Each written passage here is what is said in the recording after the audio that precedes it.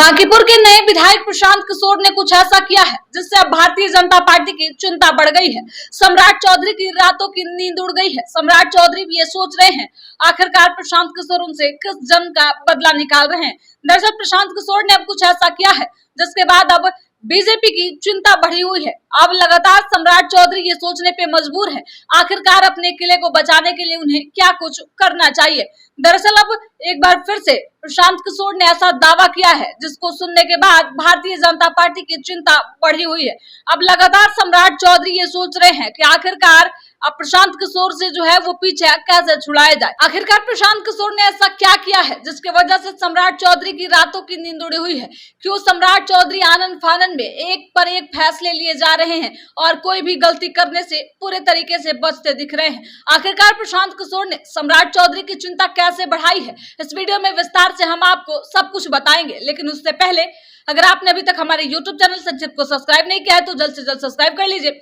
साथ ही Facebook page को भी फॉलो कीजिएगा, वीडियो को शेयर कीजिएगा और सम्राट चौधरी को लेकर आप क्या सोचते हैं अपनी प्रतिक्रिया कमेंट बॉक्स में जरूर दीजिएगा। प्रशांत किशोर ने अब सम्राट चौधरी की रातों की नींद हराम कर दी है और अब जो है वो सम्राट चौधरी भी ये सोचने पे मजबूर है कि आखिरकार क्या कुछ किया जाए। प्रशांत किशोर ने जो दावे किए हैं उससे अब हड़कंप मचा हुआ है और बिहार की सियासत एक बार फिर से गर्मा गई है। प्रशांत किशोर ने ऐसे ऐसे दावे किए हैं जिसको सुनने के बाद आप भी चौंक जाएंगे। प्रशांत के समर्थक अब ये सोच रहे होंगे उनका एक वोट कितना सफल हुआ है। वहीं भारतीय जनता पार्टी के समर्थकों में काफी नाराजगी है। सम्राट चौधरी के मुख्यमंत्री बनने के बाद लगातार भारतीय जनता पार्टी के कोर वोटरों में खिंचाव देखने को मिल रहा है। इसके साथ ही अब धीरे धीरे भारतीय जनता पार्टी के समर्थकों को ये लगने लगा है कि उन्होंने वोट देकर एक वोट का अपना नुकसान करा लिया है। अब देखना होगा आने वाले दिनों में प्रशांत किशोर और सम्राट चौधरी के बीच क्या कुछ स्थिति देखने को मिलती है। अब देखिए आखिरकार सम्राट चौधरी की मुश्किलें क्यों बढ़ी है,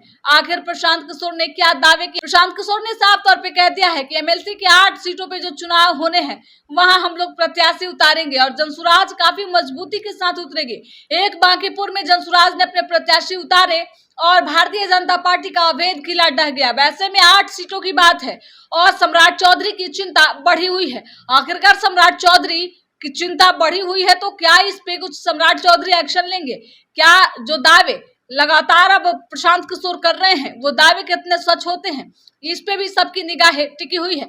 सबसे पहले आप सुनिए क्या कुछ कह रहे हैं प्रशांत किशोर और किस तरीके से दावे कर रहे हैं। चुनाव होगा तो पार्टी है, चुनाव लड़ेगी। उम्मीदवार उतारेंगे वहाँ कहाँ पे एमएलसी चुनाव में? अभी तक तो संविधान के हिसाब से एक पोस्ट के लिए तो एक ही ना उम्मीदवार होगा, तो 8 है तो 8 होंगे। किशनगंज में भी चुनाव होने वाला है जी, बाई इलेक्शन एक और जगह होने वाला है। कहाँ पर सीमांचल में मुझे तो नहीं जानकारी है। अगर कोई बाई इलेक्शन होने वाला है तो आप बताइएगा। एमएलसी चुनाव की क्या तैयारी है प्रधान जी? भाई जो राजनीतिक दल है जो सामान्य तैयारी लोग करते हैं वो हम लोग भी करेंगे और आने वाले 5-7 दिन में आपको पता चलेगा कि जनसुराज की ओर से एमएलसी के कौन लोग उम्मीदवार हैं, नाम घोषित किया जाएगा। तब आप उस पर तब आप विवेचना आप लोग कीजिएगा कि उसका जमानत बचेगा कि नहीं बचेगा, कौन जीतेगा कौन हारेगा, वो तो चर्चा आप ही लोग कीजिएगा। इस बार क्या लगता है कि वो जो जनप्रतिनिधि रहेंगे और ये सब वो तो जनता रहेंगे नहीं, तो आपको कैसा समर्थन वहाँ देखते हैं वहाँ पे? भाई दल के तौर पर जनसुराज सभी 8 एमएलसी के सीट पर चुनाव लड़ने की मंशा रखता है। हम लोग कितने में लड़ेंगे इसकी घोषणा अगले 5-7-8 दिनों में प्रत्याशियों के नाम के साथ आपको कर दी जाएगी, तब उसके बाद ही कोई आकलन कर सकते हैं। डीजीपी से मुलाकात हुई थी, आपने समस्याएं बताई? नहीं, डीजीपी से मुलाकात हुई थी।